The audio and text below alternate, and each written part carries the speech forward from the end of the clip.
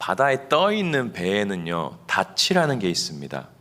닻은 이 나고 드는 바닷물과 거친 파도 위에서 배가 한 곳에 머물러 있을 수 있도록 줄에 매어서 이 바다 밑바닥에 가라앉히는 쇠갈고리입니다. 닻이 바닥에 잘 내려가서 흙에 단단히 박히면 이 배는 웬만큼 큰 바람에도 떠내려가지 않고 그 자리를 지키고 있습니다. 오늘 본문 19절에서 히브리서 기자는 믿는 우리들이 가지는 어떤 소망을 가지고 튼튼하고 견고한 영혼의 닻이라고 비유합니다. 그래서 오늘 이 아침에 이 소망이 어떤 소망인지, 이 소망을 가진 성도들의 삶과 그 모습과 증거들이 무엇인지를 나누면서 하나님께서 오늘 우리에게 주시는 은혜를 구하겠습니다. 이 히브리서가 쓰인 이 고대 사회에는요, 약속이나 언쟁을 할 때에 이 자기 말에 힘을 싣고 싶을 때에는 높은 사람이나 자기가 섬기는 신의 이름을 가지고 맹세했습니다. 그러니까 싸움이 나거나 중요한 계약을 체결해야 될 때에 내가 섬기는 신의 이름을 맹세하는 것은요, 자기의 모든 것을 건다, 내가 확실한 의미를 가진 행동이었습니다. 오늘 본문 16절에도 이렇게 기록이 되어 있습니다. 맹세는 다투는 모든 일의 최후 확정이라고 기록하고 있습니다. 특별히 이스라엘 백성들이 하나님의 이름을 가지고 하는 맹세는요, 만일 내가 하는 말이 거짓말이라면 하나님의 저주를 받아서 죽어도 좋다라는 무거운 의미와 자기 말의 진실에 대해서 이 의미를 두고 있는 것입니다. 오늘 본문에서 히브리서 기자는요, 모리아 산에서 이삭을 바친 아브라함에게 하나님께서 스스로 당신의 이름, 자신의 이름을 걸고 맹세하셨던 창세기 22장의 말씀을 가지고 들어옵니다. 13절입니다. 제가 읽어드리겠습니다. 하나님이 아브라함에게 약속하실 때에 가리켜 맹세할 자가 자기보다 더 큰 이가 없으므로 자기를 가리켜 맹세하여. 하나님은요, 아브라함하고 언약을 맺으셨습니다. 그런데 이 언약을 맺으시면서 동시에 자기 이름으로 맹세하셨습니다. 원래 맹세는 자기보다 큰 사람의 이름을 걸고 하는 것입니다. 그러나 하나님보다 큰 이가 없기 때문에 하나님은 스스로의 이름으로 맹세하셨습니다. 이 말은 이런 뜻입니다. 하나님께서 지금 아브라함에게 하신 약속을 지키지 않는다면 하나님 스스로의 이름이 부끄럽게 돼도 괜찮다라는 말의 의미입니다. 하나님은요, 성경을 보면 당신의 이름을 굉장히 소중하게 여기세요. 시편에도 보면 자기 이름을 위하여 의의 길로 인도하시느니라 라고 하고, 레위기서에도 내 이름으로 거짓 맹세하는 자는 저주를 받으리라 하고, 십계명에도 나의 이름을 망령되게 일컬지 말라라고 하시죠. 하나님은 자기의 이름을 대단히 소중히 여기시는 분이신데, 그 하나님이 당신의 이름으로 아브라함과 또 우리와 언약을 맺으셨다는 것은 우리와 맺은 언약을 하나님께서 신실하게 반드시 지키신다라는 의미를 가지는 것입니다. 오늘 성경은요, 이 사실을 가지고 우리의 소망이라고 말합니다. 정확히는 18절 중간에 기록된 두 가지 사실, 첫 번째 하나님의 약속, 두 번째 하나님의 맹세를 우리의 소망이라고 말합니다. 조금 헷갈리는 개념이기도 한데요, 다시 말해서 하나님이 약속하신 그 자체가 우리에게 소망이고요, 하나님이 약속하셨던 그 약속을 신실하게 이루시는 분이라는 것이 우리의 소망이라는 의미입니다. 그러면서 19절에는 이 주님께 소망을 두는 마음을 영혼의 닻이라고 표현을 합니다. 이 영혼의 닻은 그리고 튼튼하고 견고해서 휘장 안에까지 들어간다라고 얘기합니다. 이 히브리서 오늘 말씀이 굉장히 복잡하고 좀 어려운 개념인 것 같은데요, 이런 내용입니다. 이 영혼의 닻이 튼튼하고 견고해서 휘장 안에까지 들어간다라는 말은 뭐냐면, 이 하나님께 둔 이 소망을 통해서 우리가 휘장 안으로 들어간다, 지성소 안으로 들어간다, 감히 우리가 들어갈 수 없는 거룩한 하나님이 계신 곳 지성소 안으로 예수 그리스도, 대제사장 예수 그리스도를 따라서 구원받은 자의 모습으로 들어갈 수 있다라는 겁니다. 하나님의 약속 때문에, 하나님의 그 신실하심 때문에 우리가 이 성소 안으로 들어갈 수 있다라는 그런 의미입니다. 이 닻은 이 영원한 대제사장이 되신 예수님을 따라 휘장한 지성소 안으로 연결되어 있다고 합니다. 왜냐하면 하나님이 태초부터 우리를 창조하실 때에 복받는 자로 우리를 창조하셨습니다. 생육하고 번성하라고 하나님이 약속하셨습니다. 그런데 인간들이 죄에 빠져서 죄의 종이 되었습니다.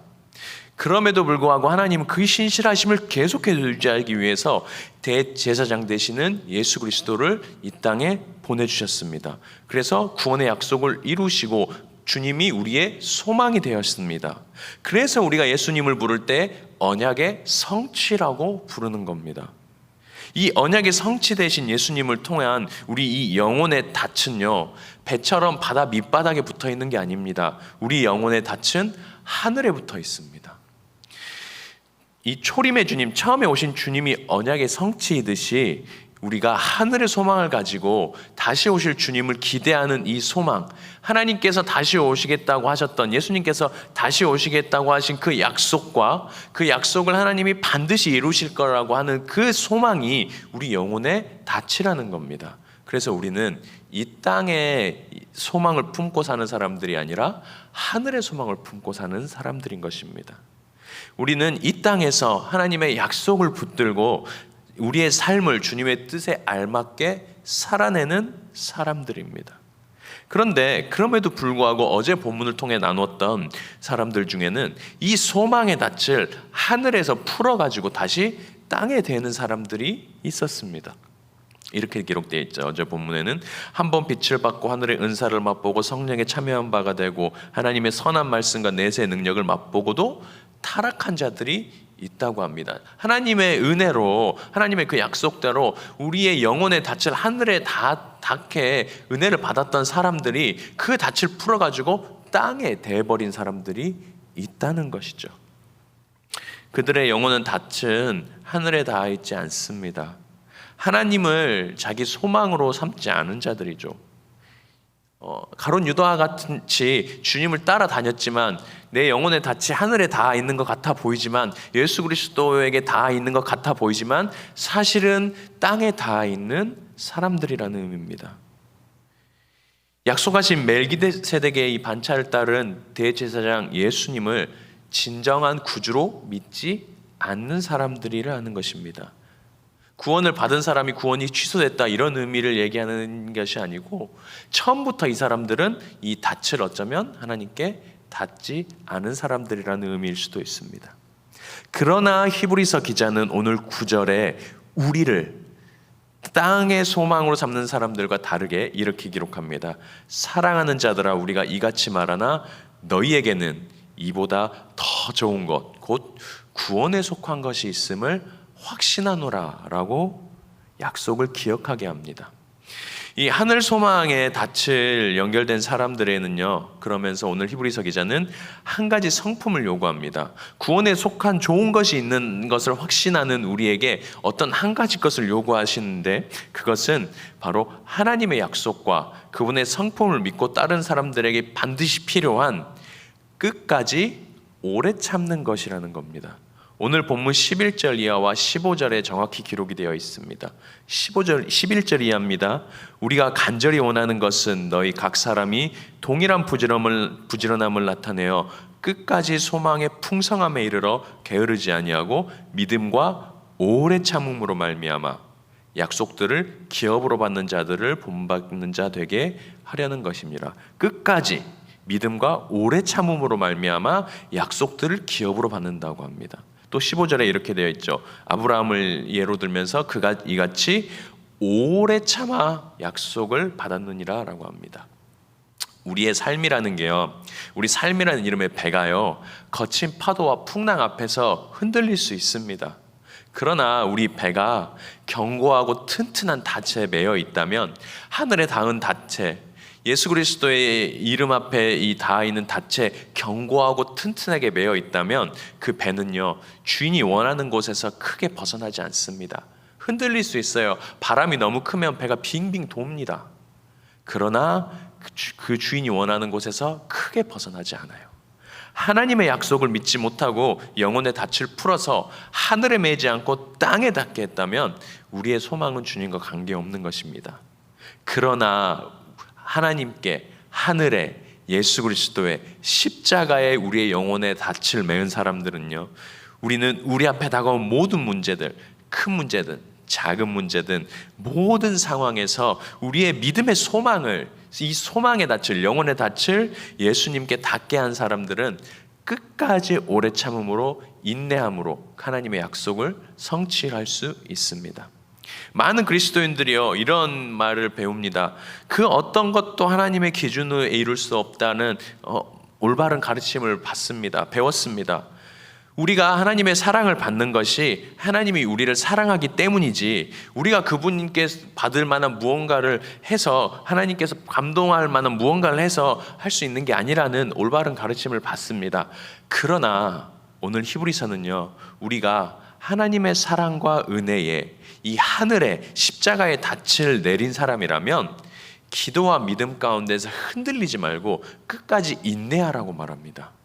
히브리서가 말하는 그리스도인으로 사는 것은요, 아무것도 안 하고 하나님께서 전부 하시겠지, 그래 하나님이 날 구원하셨으니까, 하나님이 날 사랑하시니까에 머물러 있는 것이 아니라, 어제 말한 이 전만 먹는 어린아이가 아니라 단단한 음식을 먹는 그런, 우리가 인내함과 끝까지 하나님 앞에 붙들린 자로서 살아내는 것을 통해서 우리가 하나님의 언약을 성취할 수 있다고 말합니다. 우리는요, 하나님 앞에서 폭풍이 전혀 없다라는 약속을 한 번도 받은 적이 없습니다. 안전한 닻이 우리에게 있다는 것은요, 사실은 큰 폭풍이 우리의 삶 가운데 있다는 것을 말해주는 반증입니다. 그러나 또 우리는 닻을 하늘에 대고 있으면, 우리의 닻을 십자가에 대고 있으면, 우리의 닻을 예수님께 대고 있으면 안전하다라는 약속을 받았습니다. 폭풍이 없다는 약속을 받은 게 아니고, 우리의 영혼의 닻이 하늘에 닿아 있다면 우리는 안전하다라는 약속을 받은 겁니다. 우리가 스스로 닻을 풀어버리지 않는다면 우리는 하나님의 임재의 닻을 내리고 있는 겁니다. 하나님의 손 아래서 항상 우리가 그 큰 바람에도 이 닻을 벗어나지 않고 주님의 십자가 주변으로 빙빙 도는 그런 우리가 될 수 있는 것입니다. 온갖 바람과 파도, 폭풍이 몰아치더라도요, 주님이 원하시는 곳에서, 주님의 임재 안에서 우리를 다른 곳으로 밀어내지 못합니다. 우리의 소망을, 우리의 영혼의 닻을 예수님께 십자가에 단단히 붙잡고 있다면, 결국 소망을 붙들고 믿음 안에서 하나님을 신뢰하되 우리가 좋을 때나 우리가 나쁠 때나 계속해서 끝까지 인내함으로 신뢰하는 것이 어쩌면 우리의 소망입니다. 우리는요, 십자가 구원의 소망을 둔 사람들입니다. 하늘의 영혼의 닻을 대고 있는 사람들이죠. 그것을 통해서 이 땅의 삶을 인내하고 하나님이 원하시는 대로 살아내려고 몸부림치는 사람들입니다. 그래서 오늘 아침에 그런 귀한 약속이 우리 가운데 이루어지는, 인내할 수 있는 미담의 귀한 지체들 되시길 간절히 축원합니다. 하나님의 말씀으로, 약속으로, 소망으로 영혼의 닻을 삼아서 오늘 하루 승리하시는 저와 여러분들이 되시길 주님의 이름으로 간절히 기원합니다.